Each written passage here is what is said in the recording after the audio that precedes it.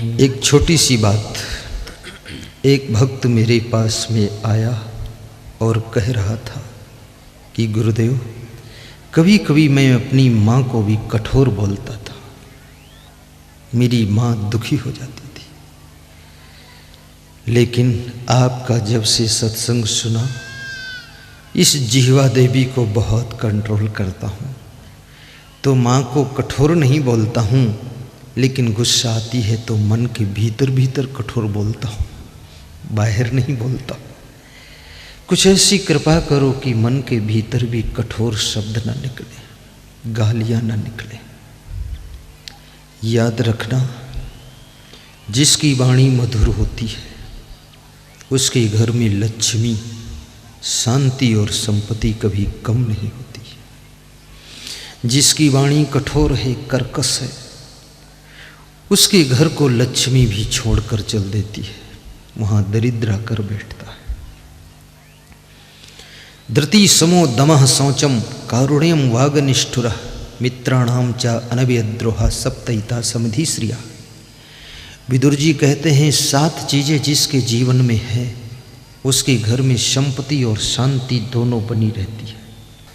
हंसते रहो ये जिंदगी बेकार न हो जाए, बेकार न हो जाए। हंसते रहो ये जिंदगी बेकार न हो जाए, बेकार न हो जाए। सपने में किसी जीव का अपकार न हो जाए, सपने में किसी जीव का अपकार न हो जाए। हंसते रहो ये जिंदगी बेकार न हो जाए, बेकार न हो जाए। हंसते रहो ये जिंदगी बेकार न हो जाए, बेकार न हो जाए। हंसते रहो ये जिंदगी बेकार न हो जाए, बेकार न हो जाए।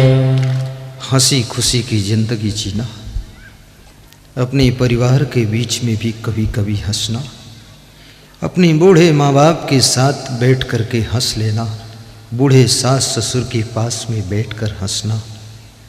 उनकी उम्र बढ़ जाएगी, स्वस्थ हो जाएंगे।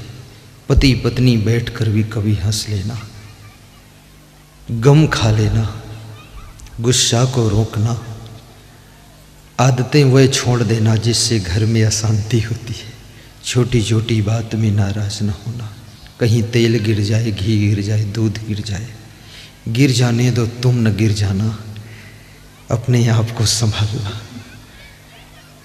संतोष करना, इससे शांति मिलेगी, सुख मिलेगा।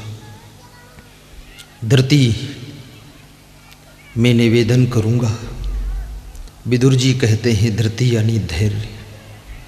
जिसका धैर्य कभी टूटने न पाए उसका लक्ष्मी चुनाव करती है। जो धैर्यवान है, जिसका धैर्य मजबूत है, धृति शौचम, और जिसके पास में पवित्रता है, जिसके कपड़े भी शुद्ध हैं, थैला भी शुद्ध है, जिसकी गाड़ी भी शुद्ध है, जिस घर में मांस मछली अंडा नहीं है वहाँ पवित्रता है, जिस गाड़ी में मांस मछली अंडा नहीं, अशुद्ध पदार्थ नहीं, वो शुद्धता है। और जिस शरीर में ऐसी वैसी चीज़ें खाई नहीं जाती वो शरीर पवित्र है। जिस शरीर से ऐसे वैसे कर्म नहीं होते वो शरीर पावन कहा जाता है। ऐसा पावन शरीर जहाँ पर होता है वहीं पर लक्ष्मी का वास रहता है, वहीं पर लक्ष्य पूरे होते हैं, शांति मिलती है। लक्ष्मी के 2 रूप होते हैं, ध्यान देना, एक तो संपत्ति, दूसरे शांति। ज़्यादातर संपत्ति स्थूल रूप लक्ष्मी का लोगों को प्राप्त हो जाता, लेकिन शांति जो सूक्ष्म रूप लक्ष्मी का वो नहीं प्राप्त होता है। सूक्ष्म और स्थूल दोनों रूप लक्ष्मी के उसको प्राप्त होते हैं जिसका मन पवित्र है, तन पवित्र है, कर्म पवित्र है, वाणी पवित्र है, जिसका जीवन पवित्रता से पूर्ण है, उसको सूक्ष्म लक्ष्मी का रूप शांति भी मिलती है, प्रसन्नता मिलती है, आनंद मिलता है। और स्थूल रूप लक्ष्मी का उसके घर में धन दौलत भी होती है, उसके घर में कभी कंगाली नहीं होती है। पवित्र रहो। शौचम दमः, और जो इंद्रियों का निग्रह करता है, इंद्रियों पर निगरानी रखता है, अपनी इंद्रियों को चंचल नहीं होने देता है, आंख को भी बस में रखता है, कान को भी बस में रखता है। कितने लोग कान में ईयरफोन लगाकर गंदे गाने सुनते रहते हैं, उनसे पूछो कान में ईयरफोन लगा कर क्यों सुनते हो? बोले इतना गंदा गाना है, कोई दूसरे के सुनने लायक नहीं। तो तुम क्यों सुनते हो? बोले सब कचड़ा अंदर ही रहे, बाहर ना जाए, इसलिए ईयरफोन लगाया हो। ऐसे गंदे गीतों को मत सुनना। मनोरंजन से भी अपने आप को बचाइए। समय अमूल्य है, जिंदगी महत्वपूर्ण है, इम्पोर्टेंट इन लाइफ। जिंदगी के महत्व को समझिए, जिंदगी को व्यर्थ मत गंवाइए खेल कूद क्रिकेट में, हो हल्ला में। एक एक मिनट के मूल्य को समझो, importance of the 1 minute. 1 minute चूक जाओगे जिंदगी की राह बदल जाएगी। 1 मिनट अगर संभल गए तो जिंदगी की राह सुधर जाएगी। जिंदगी तो सबको मिलती है, लेकिन जिंदगी में गंदगी भरी रहती है। जिसकी जिंदगी में बंदगी प्रवेश कर जाती है तो गंदगी निकल कर बाहर हो जाती है। आपकी जिंदगी में बंदगी आनी चाहिए, ताकि गंदगी जो इकट्ठी हुई निकल जानी चाहिए, तब जिंदगी जिंदगी बन जाती है। धृति शमो दमः शौचम। शमो कहते हैं मनोनिग्रह को, मन को संभाल कर रखना। ये मन अगर संभाल लो तो मन मंदिर है, ना संभाल पाओ तो मन बंदर है। ये मन बड़ा चंचल है। मनयो मनुष्याणाम कारणम बंध मोक्षयो। मन ही मनुष्य के बंधन और मोक्ष का कारण है। मन संभल जाए तो ये मोक्ष की ओर ले जाता है, और मन फिसल जाए तो ये नरक की ओर ले जाता है।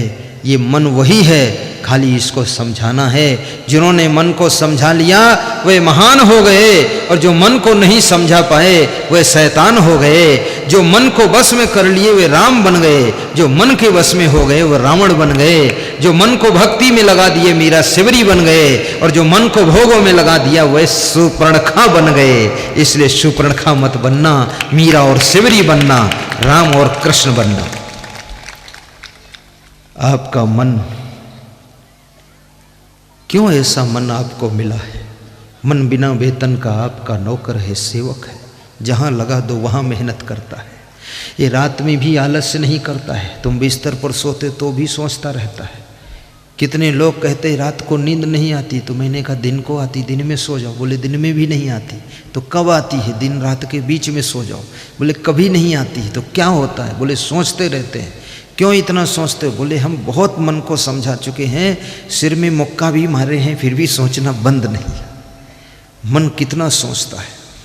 अनावश्यक जो लोग सोचते रहते हैं, व्यर्थ की चिंताएं करते रहते हैं, फालतू बातों का मनन करते रहते हैं, ऐसे लोगों को शुगर और लकवा की बीमारी हो जाया करती है। मैं आपसे निवेदन करूंगा, कम से कम 7 घंटे गहरी नींद में सो जाओ। नींद ना आती हो तो आंखें मूंद लो, गुरु का नाम लो, सो जाओ। फिर भी नींद ना आती हो तो दाहिने साइड में करवट लीजिए, 4 सांस लीजिए। फिर सीधे करवट लो तो 8 सांस लो। फिर बाएं जाओ, 16 सांस लो। ऐसा 8 बार कर लो, गहरी नींद आ जाएगी। ये नींद का एक तरीका बताया, लेकिन उल्टा सांस मत ले लेना, जिधर को बताया उधर ही लेना, तो नींद आएगी। और जिनको ज़्यादा नींद आती है उनकी भी दवा है, वो इसके उल्टा कर ले तो उनकी नींद उड़ जाएगी। इस देश के अंदर कुछ ऐसे लोग हैं जिनको तादाद से ज़्यादा नींद आती है। बाथरूम भी सोते हैं, खाते समय सोते हैं, गाड़ी चलाते समय सोते हैं, जहाँ देखो वहाँ बैठकर सोते हैं, सत्संग में भी बैठकर सोते हैं। पड़ोसी धक्का मारता है कि उठो आँख खोलो, तो कहते हैं हम जग रहे हैं, सो नहीं रहे हैं, और फिर सो रहे हैं, खुर खुर कर रहे हैं। दूसरे वही लोग हैं जिनको नींद आती ही नहीं है। नींद ना आना भी बहुत बड़ी बीमारी है, और अधिक नींद आना भी बहुत बड़ी बीमारी है। 7 घंटे से ज़्यादा अगर आप सोते हैं तो समझ लो अपनी ज़िंदगी के साथ आप अन्याय कर रहे हैं, और 5 घंटे भी नहीं सोते हैं तो समझ लो आप शरीर के साथ अन्याय कर रहे हो। 7 घंटे जरूर सो जाना, इसके ऊपर मत सोना, क्योंकि तुम्हारी ज़िंदगी माया की नींद से जागने के लिए है। अगर शरीर की नींद में ही सोते रहोगे तो माया मोह की नींद से कब जागोगे? जागो और जगाओ। तो मैं आपको बता रहा था 7 चीजें। पहली चीज धृति, फिर शमो दमः शौचम कारुण्यम, यानी जो करुणावान है, दयालु है, उसके घर में लक्ष्मी आती है, शांति आती, संपत्ति आती। वागनिष्ठुरा, जो कठोर नहीं बोलता, उसको लक्ष्मी चुनाव करती है। जो मित्रों से विद्रोह नहीं करता, प्रेम रखता, उसको लक्ष्मी चुनाव करती। ये 7 चीज़ें जिसकी जिंदगी में है, सप्तैतः समधि श्रियः, उसके घर में लक्ष्मी का निवास होता है। मित्रों से विद्रोह न करना, जिसको मित्र बनाओ फिर जिंदगी भर निभाओ, मित्र को धोखा न दीजिए। मितान बनते हो उसके बाद उतान गिरते हो, ये उल्टा काम करते हो। पहले मितानिन फिर उतानिन शैतानिन, ये क्या है लफड़ा? एक बार मितानिन बनो तो जिंदगी भर मितानिन रहो। उसके लिए कुछ त्याग करो, दांव पर लगाओ कुछ। संयम नियम के बिना कोई मित्रता नहीं चलती है, त्याग के बिना कोई प्रेम जीवित नहीं रहता है, और वैराग्य के बिना साधु मार्ग नहीं चलता है, और भक्ति के बिना भक्त श्रद्धा नहीं रख सकता है। और याद रखना, नम्रता के बिना सेवा नहीं हो सकती है, उदारता के बिना दान नहीं हो सकता है, और परिश्रम के बिना सफलता नहीं मिल सकती है। इसलिए मैं निवेदन करूंगा, इन सब फार्मूलों को ध्यान रखना ताकि आपकी जिंदगी में सफलता भी प्राप्त हो। और सज्जनों, मैं आपको बता रहा था 2 मुख्य आश्रम है। कबीर साहब से पूछा गया कि कबीर साहब एक साखी कहते हैं, हद चले सो मानवा, बेहद चले सो साधु, हद बेहद दो तजे, ताकर मताया गात। कबीर साहब कहते हैं जो हद में चले वो मानव है, यानी गृहस्थ है वो। हद माने सीमा, हद माने लिमिट, हद माने मर्यादा, हद माने बॉर्डर, हद माने एक नियम मर्यादा की रेखा। जैसे आप मेड़ बनाते खेत में, वो हद है आपकी। अब मेड़ तोड़कर उधर जाओ तो झगड़ा होगा। ऐसे जिंदगी के खेत में भी मेड़ होना चाहिए, हद होनी चाहिए, सीमा होनी चाहिए, बॉर्डर होना चाहिए। जैसे Nepal border, China border, Japan border, ये सब बॉर्डर है। जब पाकिस्तान बॉर्डर के लोग इधर आ जाते तभी तो गोली चलती है। तो तुम अपनी जिंदगी में कोई सीमा बनाओ, हद बनाओ, लिमिट बनाओ। क्या करना, क्या खाना, कैसे रहना, इसकी कोई हद है? हद चले सो मानव। जो नियम की सीमा के अंतर्गत चलता है, मर्यादा के बॉर्डर के अंतर्गत चलता है, वो मानव है। गृहस्थाश्रम मर्यादाओं का आश्रम है। अगर मर्यादाएं टूट गईं तो गृहस्थाश्रम का नियम सब टूट गया। माता पिता की मर्यादा रखो, सास ससुर की मर्यादा रखो, पति की मर्यादा रखो, अपनी पत्नी की भी मर्यादा रखो, बच्चों की मर्यादा रखो। बच्चों के सामने पति पत्नी झगड़ो मत, गुप्त सलाह मत करो। माता पिता के सामने अकड़ करके मत बोलो, ये मर्यादा है। अभी मैं राजस्थान गया था, करौली ज़िले में मेरा सत्संग था। तो एक डॉक्टर MBBS थे, उनके यहाँ गया तो उनका लड़का खड़ा था। मैंने उससे कहा आओ बैठ जाओ, तो मेरी तरफ इशारा दिया ऐसे। मैंने कहा बैठो ना, ये कौन है आपके? डॉक्टर ने कहा मेरा बेटा है।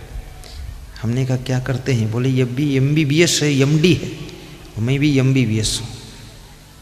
तो लड़का बोला कि डिग्री तो बाप से ज़्यादा है, लेकिन मैं बेटा हूँ, ये बाप हैं, इनकी मर्यादा मानता हूँ, इसलिए गुरुदेव आप बैठो और बाप बैठे, हम नहीं बैठेंगे।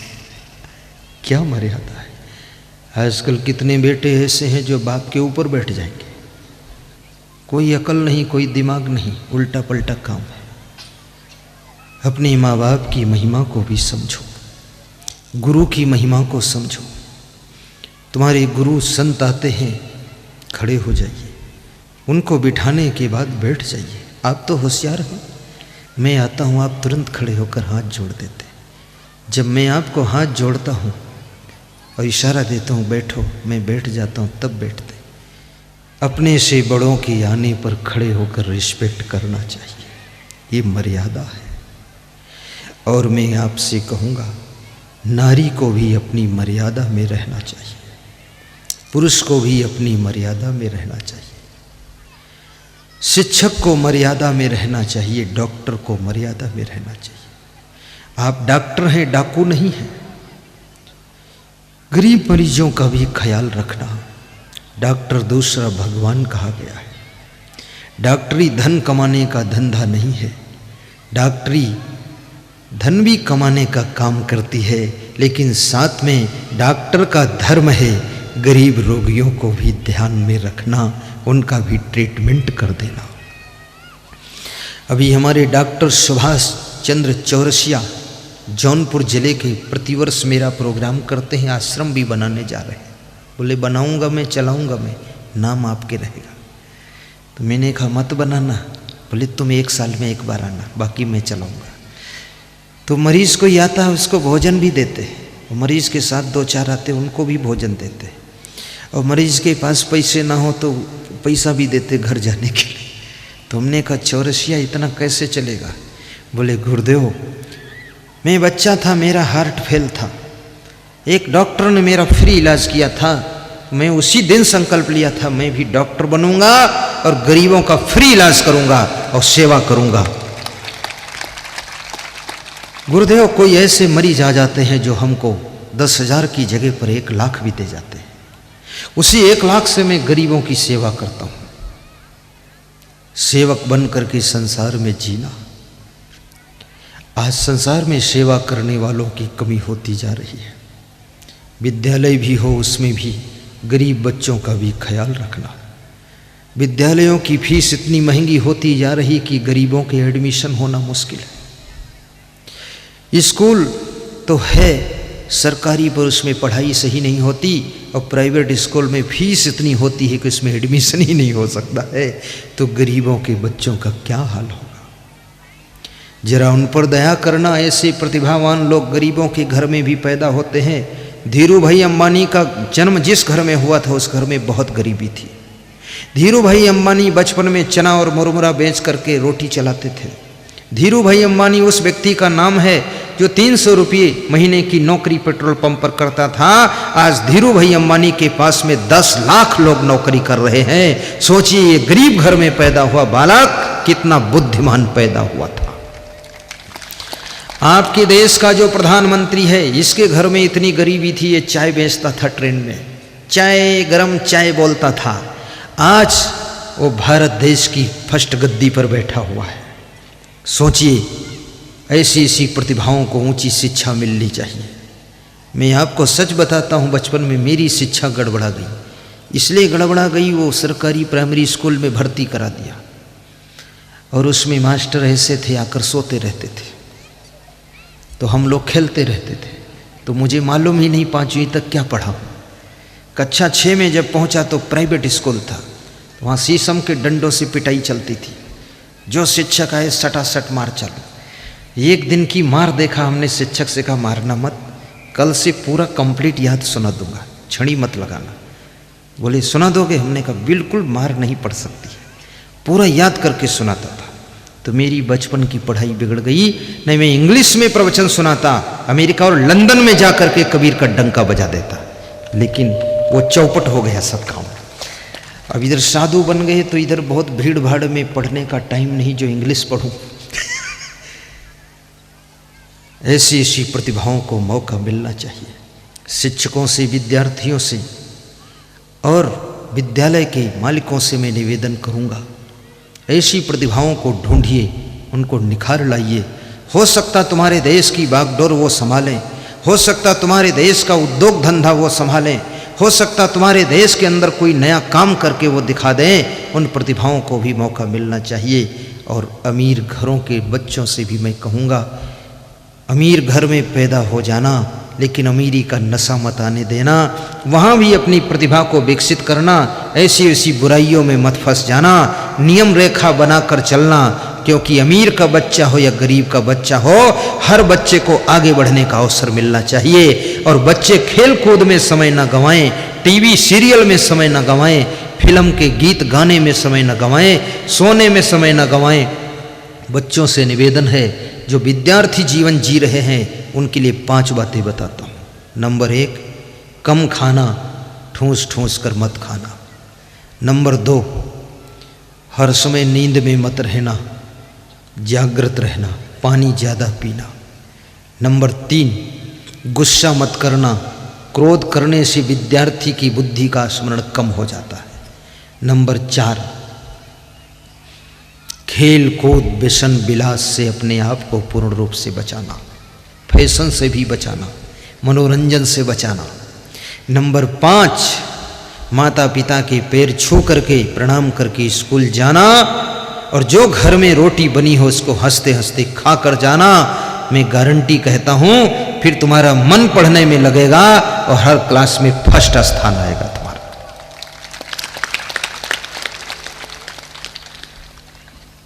और 2 पत्ती तुलसी की खाना, 1 लौंग रोज चूसना, लंबी सांस लेना,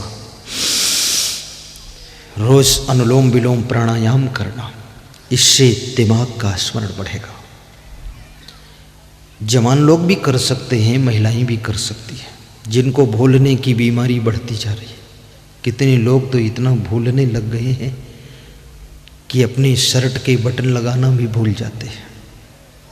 ऊपर का नीचे, नीचे का ऊपर, उल्टा शर्ट पहनते हैं।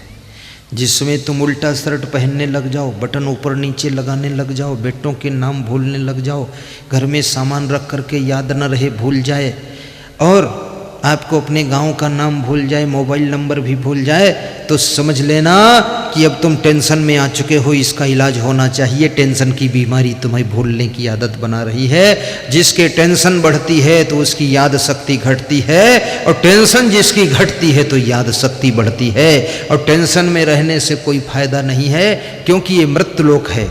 जिस परिवार में तुम्हारा जन्म हुआ इसमें भी परमानेंट तुम नहीं रहोगे, जिस गांव में जन्मे उसमें भी परमानेंट नहीं रहोगे, जिस पद पर हो भी परमानेंट नहीं है, ये शरीर भी तुम्हारा परमानेंट नहीं है। किसके लिए टेंशन कर रहे हो, किसके लिए तनाव कर रहे हो, किसके लिए चिंता कर रहे हो? टेंशन मुक्त हो जाओ, अच्छा करो, अच्छा जियो, अच्छा आनंद प्राप्त करो। जब तक रहो हम मस्ती से रहो, और चिंता टेंशन की आग में मत जलो। कितने लोग तो इतनी चिंता करते हैं कभी हंस ही नहीं पाते हैं, ना मुस्करा पाते। ऐसे लंबे लंबे चेहरे सीरियस बनाकर बैठते हैं, उनको देख करके लगता है कनक भूधराकार शरीरा, कुंभकर्ण आ गया है कोई। अरे चेहरे पर गुलाब के फूल खिलने चाहिए। अपने स्वास्थ्य का भी ध्यान रखो। वे चीज़ें मत खाइए जिनसे तुम्हारा पेट खराब होता है। स्वाद में कितनी ही अच्छी हो उनको त्याग कीजिए। और वह चीज़ें भी मत खाइए जिससे तुम्हारी बुद्धि में स्मरण शक्ति की कमी होती है। वह चीज़ें भी मत खाइए, न पीजिए जिनसे तुम नशा में पड़े रहते हो। उन चीज़ों का प्रयोग मत कीजिए जिनसे तुम राक्षसी प्रवृत्ति को अपनाने लग जाते हो। सादा जीवन उच्च विचार, सादा भोजन उच्च विचार रखिए और अपने जीवन को शाकाहारी बनाइए। तो कबीर साहब कहते हैं गृहस्थ व्यक्ति वह है जो मर्यादा में चलता है, और संत वह है जो बेहद चलता है। अर्थात जो गृहस्थ आश्रम की मोह ममता का त्याग करके वैराग्य करता है, जिसके अंदर त्याग है, संयम है, नियम है, जिसकी इंद्रियां बस में है, जो ब्रह्मचारी है वो संत है। अच्छे संत बनो। आज एक माँ मेरे पास में आई थी, आशीर्वाद मांग रही थी। ऐसा आशीर्वाद दो कि आप जैसा प्रखर बुद्धि का मेरा बेटा जन्म ले, और आप जैसा संत बने, खूब सत्संग सुनाए। मैंने कहा मेरा ध्यान करना तो मेरे जैसा बेटा तुम्हारा बुद्धिमान पैदा हो जाएगा, संत बन जाएगा, फिर बात को रोना मत। बोले संत बन जाए हम बहुत खुश होंगे। ये पहली माँ है जो बच्चे के जन्म के पहले ही आशीर्वाद मांगने आई है। मैं माताओं से कहूँगा एक एक बच्चा अपना संत बनाइए और एक बच्चा गृहस्थ बनाइए, क्योंकि बच्चे तो तुम ही दोगी, बच्चे कहीं और से नहीं आएंगे। इसलिए तुमसे ही मांगता हूँ, धर्म की रक्षा के लिए संत की आवश्यकता है, भक्ति को विकसित करने के लिए संत की आवश्यकता है, विश्व कल्याण के लिए संत की जरूरत है, और समाज सुधार के लिए संत की जरूरत है। अच्छे सच्चे संत ज्यादा होंगे तो समाज का सुधार पूरा हो जाएगा। सच्चे संतों की जरूरत है, सच्चे संत पैदा कीजिए। पुरुषों से भी कहूँगा मन में भावना रखो हमारे द्वारा कोई संत जन्म ले। तुम्हारे अंदर भावना है हमारे द्वारा डॉक्टर पैदा हो, इंजीनियर पैदा हो, कलेक्टर पैदा हो। संत को जन्म दीजिए। मैं संत कैसे बना हूँ? मेरे जन्म के पहले मेरी माँ के अंदर भावना थी कि मेरा बेटा कोई संत हो। संत का दर्शन किया था, वो संत प्रवचन कर रहा था, उसकी आरती वंदना हो रही थी। उसको देख करके मेरी माता ने सोचा मेरा भी बेटा ऐसा ही संत होता तो कितना अच्छा होता। ठीक 9 महीने बाद मेरा जन्म हुआ और मैं संत बना, और वो जैसे संत की उसने कामना किया था वैसा ही संत हो गया और उससे 1000 गुना ज़्यादा हो गया। तो माँ कहती थी जितना सोचा था उससे ज़्यादा हो गया। तो हमने कहा तो कम कर दूं क्या? बोले नहीं नहीं ठीक है, और बढ़ते रहो, अच्छी बात है। ऐसे भीड़ में मेरी माँ आती, बैठकर सत्संग सुनती है। आश्रम में आती है केवल एक बार, और आकर के सुन करके फिर तीसरे दिन दर्शन करती है। तो हमने कहा कब आई थी? बोले 3 दिन हो गए। हमने कहा मिली क्यों नहीं? बोले भीड़ इतनी थी, मिलने का कहाँ जगह है, सब धक्का मुक्का होता है। तो हमने कहा तुम्हारे लिए तो अधिकार है। बोले अधिकार उसी दिन खत्म हो गया मेरा जिस दिन तुम संत हो गए। अब सब माताओं का उतना ही अधिकार है जितना मेरा है, मेरा अलग से कोई अधिकार नहीं। बहुत समझदार है। हद चले सो मानवा, बेहद चले सो साध, हद बेहद दो तजे ताकर मता, हद बेहद दो तजे ताकर मता। जो गृहस्थाश्रम की सीमा में रहे वो तो मानव है। जो गृहस्थाश्रम के मोह को छोड़कर वैराग्य करे वो साधु है। और जो अपने मत पंथ का भी मोह छोड़ दे, संप्रदाय का पक्षपात छोड़ दे और मोह ममता भी छोड़ दे, उसका मत अगाध है, वो परमहंस है, वो महान संत है। ऐसे परमहंस की भी जरूरत है। आपका जीवन मंगलकारी हो, आपके बेटे बेटियां सब चरित्रवान हों, आपके घर में राम के रूप में पुत्र का जन्म हो, सीता के रूप में, राधा के रूप में बेटियों का जन्म हो। आपके घर में कोई हिरण्याकश्यप, कंस और रावण न पैदा हो। आपके घर में कोई शूर्पणखा का जन्म न हो, मंथरा कैकेयी का जन्म न हो। तुम्हारे घर में कौशल्या आए, अनुसुईया आए, तुम्हारे घर में राधा रुक्मणी का जन्म हो, तुम्हारे घर में मीरा और सिवरी का जन्म हो।